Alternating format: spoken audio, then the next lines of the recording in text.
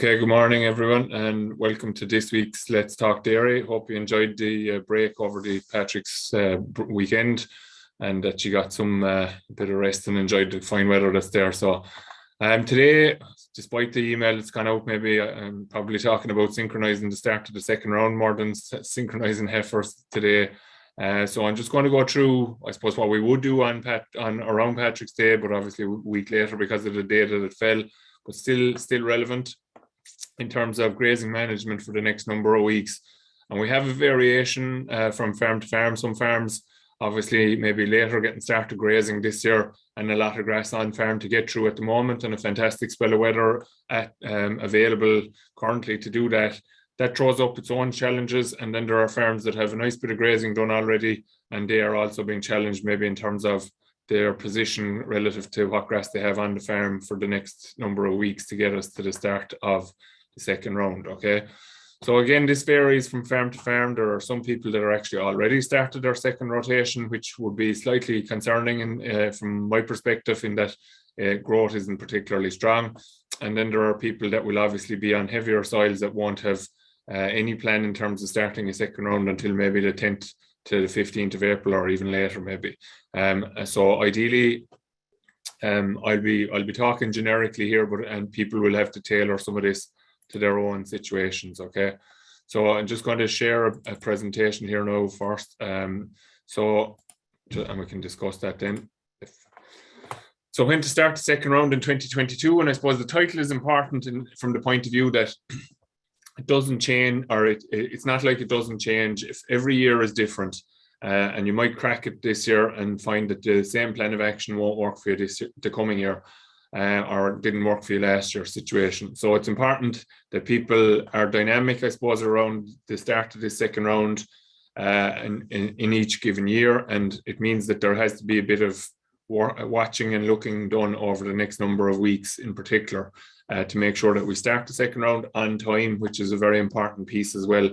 And we'll cover that as we go along. So just to put a bit of context on it, green line here, which is just barely evident down here on the left-hand side of the chart, is the 2022 growth figure versus the 2021 in the red, and the 5-year average obviously in the blue.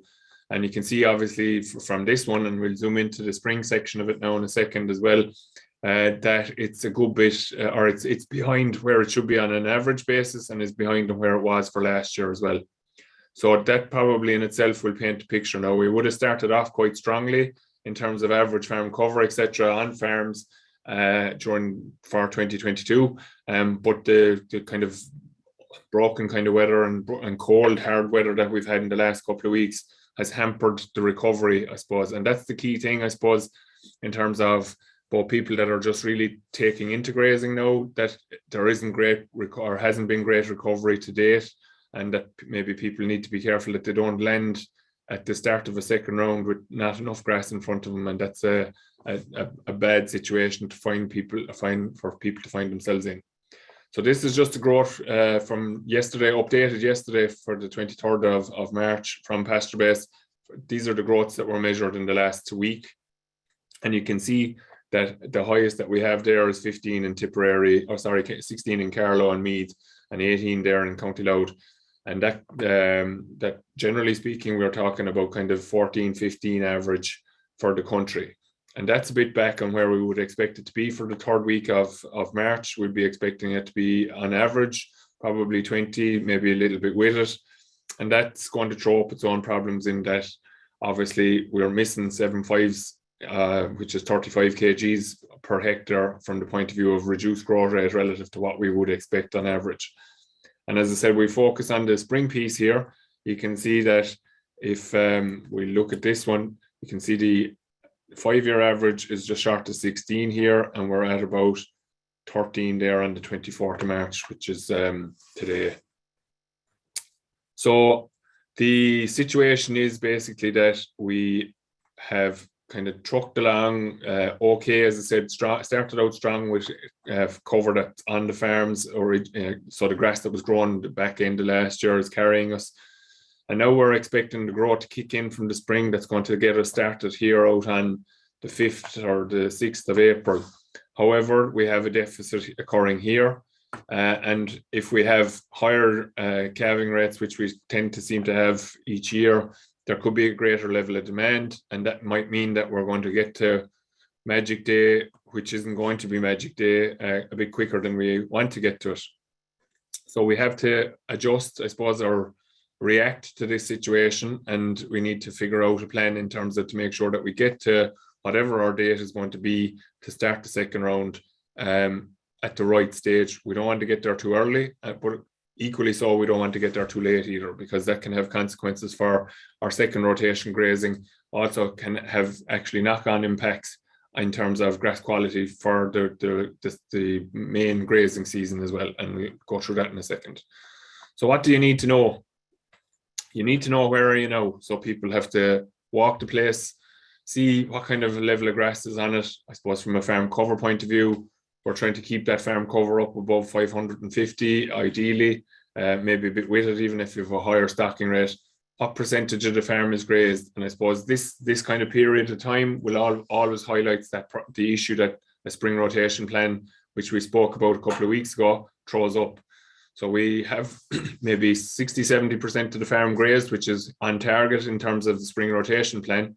But because we don't have a recovery sufficient enough to keep going, it means that if we do keep going and graze our final 30%, we're going to end up at the start of a second rotation with an inadequate grass supply to start that second round.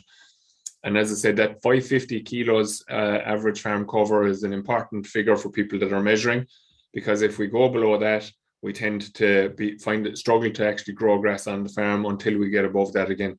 So it's important to try to hold that 500, 550 kilos mark in order to keep grass growing on the farm. The other thing then is, where are you going? So what was your original planned start date for the second round? So again, that will vary from farm to farm. Some people like to start the 2nd, 3rd of April. Others might be the 5th, 6th of April. You'll all know that for your own farm. And if you just think about what date were you hoping to start, and then do the kind of the rough sums or the rough mathematics on it, in terms of if the 5th of April is 5 days in April and we're on the 24th of March today, then there's 7 days in the month of March and there's 5 days in the month of April. If we take our average growth figures, which we would generally say would be 20 for the month of March, and given the growth predictions that LD sent out this week, we should achieve, that would say that we're going to grow 140 kgs over the next 7 days. And if we were to get an average type of April, we should grow 150 over that. So very roughly speaking, we're going to add 300 kgs to our first paddock over the next 12 days. Where is your first paddock now? If we're talking about adding 300 kgs onto that, and our objective is that we'll have 1200 on that first paddock for the next, or on those first paddocks. So we're talking maybe first 2, 3, 4 grazing paddocks that are coming back to us, to have that kind of cover on them in order to start. That means that we have to have a cover on those paddocks now of around 850 to 900 kgs. So it's important to see where you're standing. We'll say look back at those grazed paddocks and see what way, the first grazed paddocks, and see what way they have been in terms of their recovery. Now, they started out quite well post grazing in the early spring period, in the early February period. Then we've had very variable weather between wet and cold and harsh dry weather. The growth rate has been variable. So while we may have the days in terms of trying to maximize the amount of days between the start of the first round and the start of the second round, we just may not have had to grow throughout those days in order to get us to where we want to. So if we're not at that kind of 850, 900 on those at the moment, we're going to have to push that out to give more time. And assuming that we are going to get those kind of average growth rates, you can work on the assumption that at 30 kgs, that's going to, so if you're at 750 today, you need another 5 days basically, so you wouldn't be starting your second round until the 10th of April in that scenario.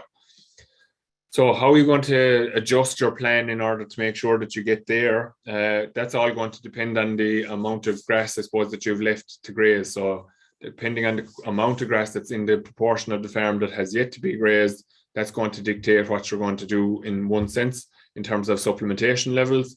The real thing, I suppose, is just dividing out that area.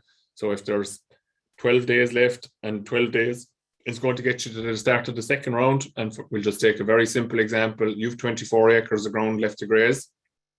Then you're going to graze 2 acres a day. If there's adequate grass on those 2 acres along with a bit of supplementation, you can do that with just meal and grass.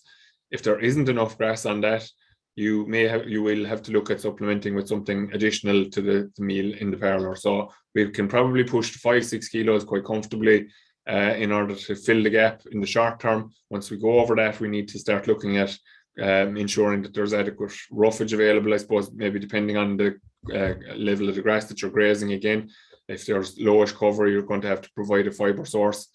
So the silage might have to come into play there. And it's important that we know that we divide that area out, and that we're not just continuing doing what we've been doing all along and risking that we're going to run out faster than we are hoping to. So the idea is, as I said, if you had 24 acres left to graze and you've 12 days to get to the start of the second round, and you're happy that you'll be able to start the second round at that stage, you divide that area up into basically 12 sections, which is 2 acres a day, and then fill in the gap if there's a gap to be filled. That doesn't necessarily mean that when we start the second round that we're going to be dropping that supplementation, but it means that our cover on our first graze paddocks are where we want it to be. Why is that important? It is important because we have one more opportunity left now before we move into the reproductive stage of grass, which is the heading stage. And as you all know, that heading stage is the one that impacts on protein percentages and so forth for you in your milk constituents. And if we can clip out those paddocks well in the second rotation, it means that we've kept the level of stubble, I suppose, or the stubble height low on the way into the third rotation. Whereas if we don't manage, if we're late hitting the second round's start date and we're moving into kind of 1,500 covers, maybe a bit with it even potentially sometimes, it's going to be hard to get the cows to graze that down to where we want to keep the quality in the diet. Now, in general, I don't have a huge issue with people topping, because I think or using a mower to correct grazing heights if there's an issue on farm. But this year is going to be very, very expensive to do that because of the increase in diesel costs. And as a result, we should be trying to do everything that we can to avoid having to use the topper or more to correct pasture or post grazing heights if we can at all. So this is an opportunity to do that. And where that really starts is where we make sure that we start that second round. So it actually could mean that we may not even be finished our first round if our first grazing paddocks, so the first 3 to 4 paddocks, are in the right place to start. We can actually start to mix and match a little bit there. And what it can help to do sometimes is to transition into that lusher grass that you're going to be transitioning into with the second round grass, and can help cows transition a bit better. So it's not a bad thing. So it's important that I suppose we don't put on the blinkers and concentrate on completely finishing the first round before we start the second round. We have the scope to maybe mix and match a little bit. And as I said, that bit of second round mixed in with the first round could mean that we would just get away with meal and grass only. But if we are tight, it may mean that we may need to come in with supplement in the form of silage as well. So it's important that people are conscious of that, and that over the next number of weeks that we're reassessing our situation on a weekly basis in order to make sure that we're not going to overshoot the runway or undershoot the runway. And the runway basically is that start date. If we overshoot it, we don't start in time, that boat is going to start to build, and we're going to be pushing against the hill in terms of trying to keep quality in the diet without having to do something mechanical. And look, I think there is an element of mechanical intervention required at some stage for every paddock during the course of the year. But ideally, I suppose, if people were to look at it, the way to do that would be to conserve it into a silage bale this year in particular, if at all possible, from the point of view of reducing diesel costs associated with grassland management. The other thing is, if we run short, if we undershoot the runway, we're going to get to the start of the second round, and the ball is going to be bust because there's going to be no grass, and that's going to mean that we're going to have to load in supplement then in the form of both silage and concentrate. And from people's perspective, that's not going to be an ideal position to be in from both a milk constituents point of view, Obviously, it's a pain to be doing that at the start of the second round as well. Then maybe if you're nearly on an all silage and meal diet at that stage. And the other impact can be associated with breeding. So unless we have very, very high quality silage, and even then it's questionable, there's going to be a dip in terms of milk performance, which you'll see in the form of protein. And also this can impact in terms of breeding from the point of view that the eggs that have been formed at that stage are probably the eggs that are going to be coming to the fore when we're talking about AIing at the start of the end of April, early May. So it's important that you can kind of plan that out to make sure that you don't run out of grass, okay? So to summarize, I suppose you have to look back to go forward. So you need to see what's on the first grazed paddocks. Where that is then is going to dictate that start of the second round. So as I said, if you're not at kind of 850, 900 today, based on what we would see for the average figures, would say that you're not going to make start of the second round on the 5th of April if that was your plan. The other thing that may need to be factored in, which is why you need to reassess weekly, which is the third point there, is because the forecast is potentially giving some colder, harsher weather again next week. So we're getting a nice spell at the moment, and I would say that from my perspective, I think that things have improved quite dramatically in the last 48 hours, probably with a bit of heat and sunshine. In terms of there was a lot of leaf scorch after the Patrick's weekend that I saw on the country, and that's kind of correcting itself now, and grass is beginning to grow again. But if we do take a dip again, it is going to mean that we're going to have to push that out a little bit more. So as I said, it's important that you see where are those first grazed paddocks, and for the people that have started grazing later, it could be one way or the other. Obviously, if we've good growth rates this week, but we go back into a period of poorer growth rates, we need to watch when that second rotation is going to start as well, because we haven't the days basically created between the start of grazing and the start of our second round if we're started late, and that means that we have to try and extend that to make sure that we get adequate time. Now, the other thing is that your growth rate should in theory start to climb quite rapidly once we get out beyond the second week of April, and we should start moving into kind of 40s, 50s as we go through the month of April, and that will help that situation. But again, it's the same no matter whether you've grazing done or no grazing done so far, or just started grazing. You need to be able to assess what the position of the farm is in terms of those first grazed paddocks versus when are we going to be back in those first grazed paddocks. So look back before you go forward, okay? Have a plan, and that plan changes very dramatic, can not necessarily dramatically, but that plan changes from week to week, and even potentially you could argue, again, like we often talk about walking the farm regularly during high periods of growth. There's actually an argument for walking the farm regularly in low periods of growth as well, from the point of view of it making the right decisions around moving forward. And well, I suppose as we move into growth as well, it's important that if we have a plan in place to hold the position that we're in, and if we do move into growth that's going to move us forward quite significantly, we need to be able to quantify that and make adjustments to the plan in order to take advantage of that.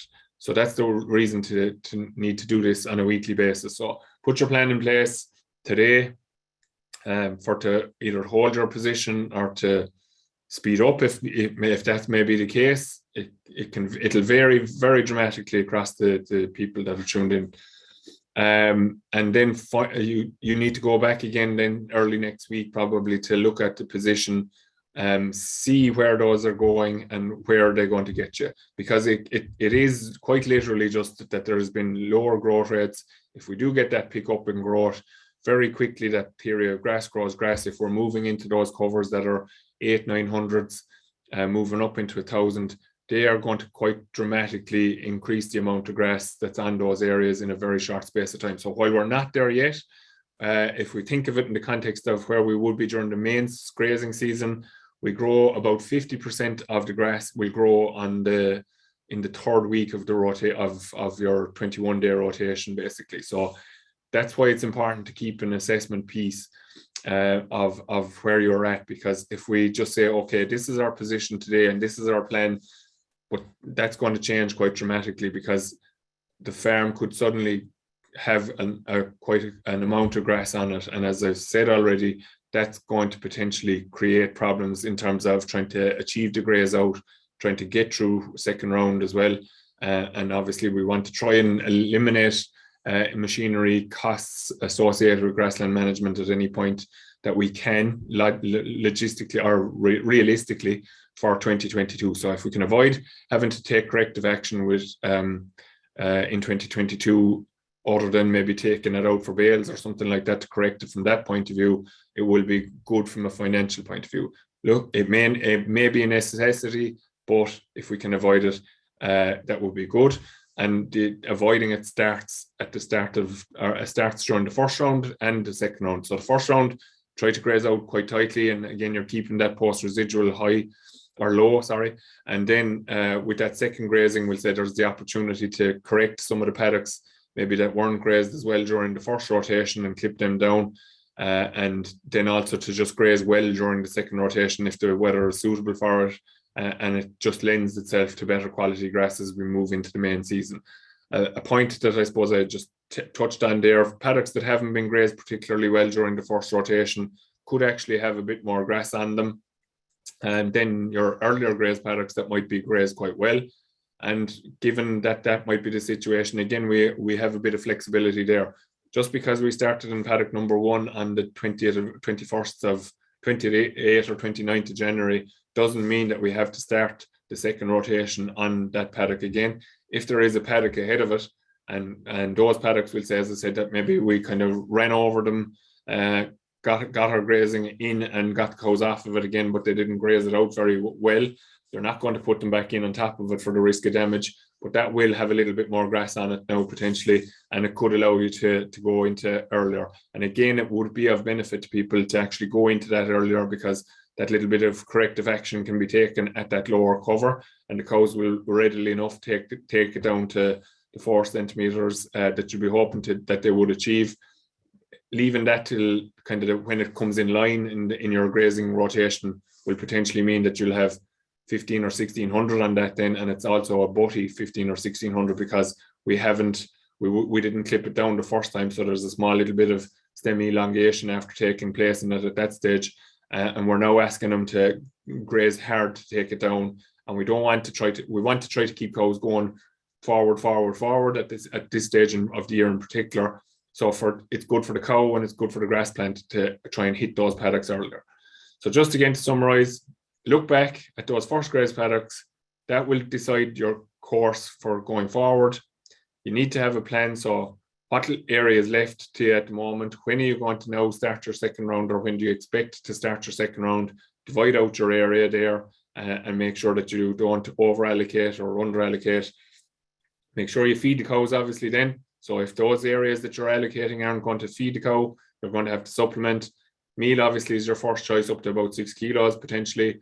And then anything over that is going to mean silage has to come in order to fill the gap. Or look, there is the option of zero grazing silage ground, maybe if you can't walk to it as well. Or there is the option, of course, of maybe bringing in silage ground that may have already got some fertilizer. Be very careful if people have already moved, which is unlikely, I would expect, with full rates of fertilizer on silage ground, that there is a risk of animals getting sick there if they go into that with nitrate poisoning. But it would probably require high growth rates for that to occur potentially. So have a plan. Whatever that plan is going to be individual to the farm. Most important thing then is that third point, to reassess weekly, because it is a very dynamic situation and it will change quite dramatically over the next 2 weeks. And the key point of the whole topic this morning is that it is important that you don't finish your first round too late and start your second round too late, but it's also equally important that you don't start your second round too early either, because you don't want to go into a tailspin in terms of grass growth. Final point, I suppose, that needs to be mentioned on it. Obviously, I'm not going to focus too much on it, because it's time for fertilizer to get out on farms. People have huge expectations of the 2,500 gallons of slurry that was put out earlier on in the year, and in some cases we have little or no fertilizer gone out with that now at this stage. We need to get out with fertilizer now. Conditions are fantastic in this part of the country anyway. I would assume it's going to be the same looking at the forecast for the rest of the country in terms of ground trafficability, so no issue in terms of getting out there. good growth rates forecast for this week, which will mean that it'll start to get utilised in particular, and it just needs to get out there. So objective would be that we'll have on average 60 units maybe on the drier farms, maybe a little bit closer to kind of 50, 55 on some of the heavier farms over the next number of weeks. Definitely 60 needs to be out by the early part of the first stages of April on the drier farms. So if you don't have nitrogen up to date, if there's only slurry out, or if you have nitrogen and fertilizer out in parts but have more fertilizer to get that fertilizer out. You need nitrogen to grow grass, folks. And if you don't have it, it's not going to grow. And the situation is just going to be that you're going to be feeding expensive concentrate and feeding silage that's either going to be expensive or expensive to replace to cows to keep the milking while you're waiting for grass to grow, which isn't going to grow if you don't have nitrogen out. So look back to go forward, have a plan, reassess weekly, and get the fertilizer out. Hopefully you got some benefit from that. We'll be back next week. Next week, I'm actually going to talk about fertilizer for silage. So again, we're looking at potentially trying to save some fertilizer where we can. Obviously, we have to save it from the grazing point of view as well, due to the 10% reduction that has been applied through derogation. So next week, we're going to talk about the fertilization situation for silage and any scope that might be available there in terms of savings around application rates. Okay, so I hope you enjoyed that.